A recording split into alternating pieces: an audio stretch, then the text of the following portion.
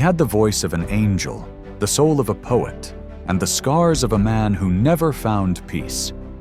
Marvin Gaye wasn't just a singer. He was a force of emotion. From his church days in D.C. to worldwide fame and a tragic end, his story is a mix of genius, heartbreak, and unforgettable music.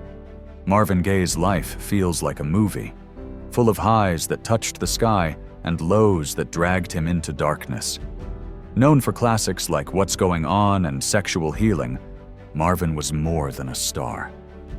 He was a man shaped by pain, driven by passion, and chased by demons that never let go.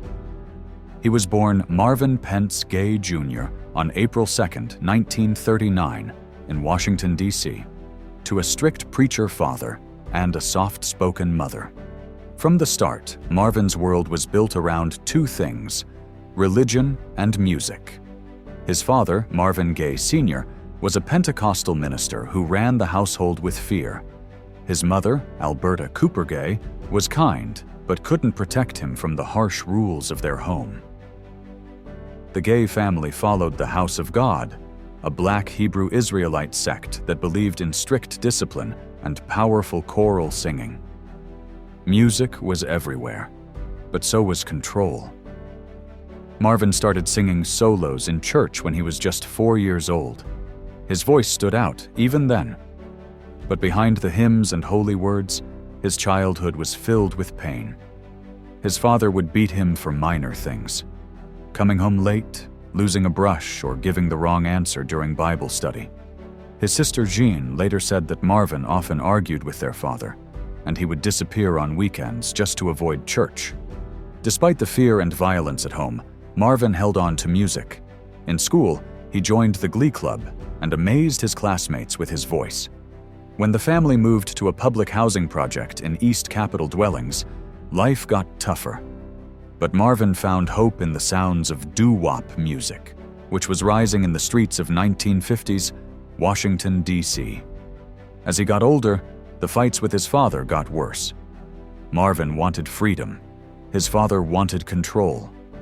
He dropped out of Cardozo High School at 17 and joined the Air Force, hoping to escape. But the military wasn't the answer either. He didn't like being told what to do and faked mental illness just to get out.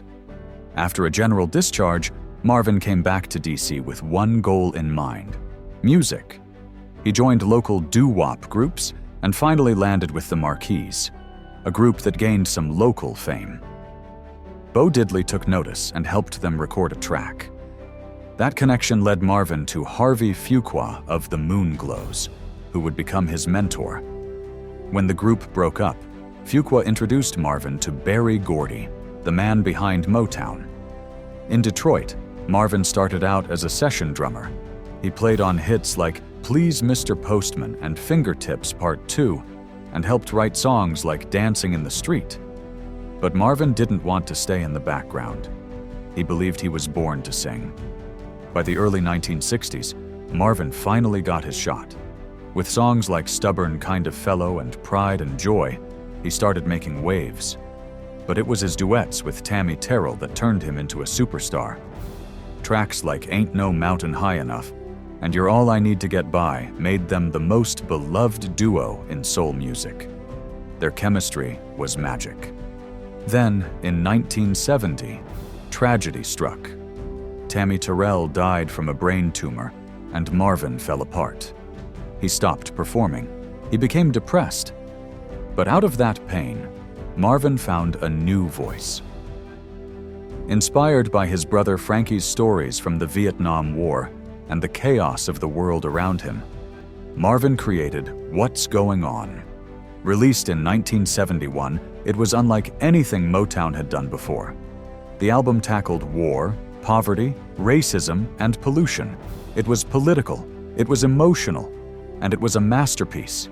Songs like Mercy Mercy Me and Inner City Blues showed Marvin as a soul with something to say. Motown didn't want to release it at first. They feared it was too risky. But when it came out, it was a huge success, giving Marvin full control over his music. What's Going On is now considered one of the greatest albums ever made. After shaking the world with social issues, Marvin turned to sensuality. In 1973, he dropped Let's Get It On. With smooth vocals and slow grooves, the album became a classic. Songs like Come Get to This and You Sure Love to Ball made Marvin the king of bedroom music.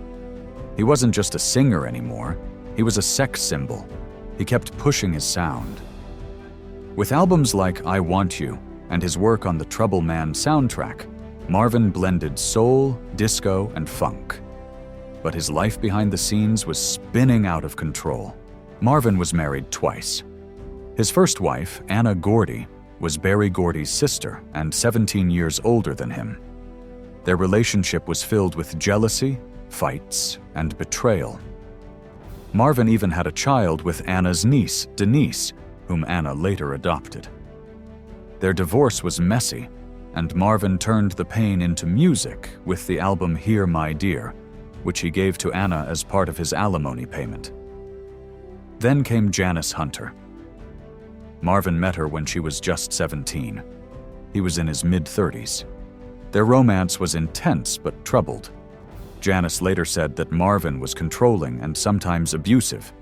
His growing drug habit made things worse. Marvin used cocaine and PCP, which led to paranoia, rage, and isolation. Even as he battled his demons, Marvin still had music in him. In the early 1980s, after running from tax issues and legal problems, he moved to Belgium. There, he recorded Sexual Healing, a track that brought him back to the top. It won him 2 Grammy Awards and reminded the world that Marvin still had the magic. His list of awards shows how much he meant to music. He won 3 Grammys, including a Lifetime Achievement Award after his death. He was inducted into the Rock and Roll Hall of Fame, honored on the Hollywood Walk of Fame, and had his songs added to the Grammy Hall of Fame. But while the world celebrated Marvin, he kept sinking. His money problems got worse. His drug use continued. His mind, already scarred from childhood, seemed to be breaking.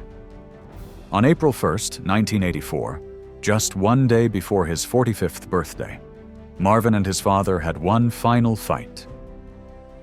During the argument, his father grabbed a gun and shot him. Marvin died in the same house where he had once sung in the living room as a child.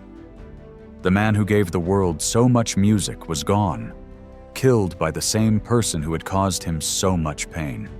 Marvin Gaye's music still plays, still touches hearts, and still speaks to people across generations. Songs like I Heard It Through the Grapevine, Let's Get It On, and What's Going On are more than hits. They're part of our culture. His voice, full of love and longing, still echoes. His story is hard to forget. It's the story of a boy who grew up in fear, became a star, fell, rose again, and lost his life too soon. But in every note he sang, Marvin Gaye told the truth. About love, about struggle, about life. And that truth still lives in every song.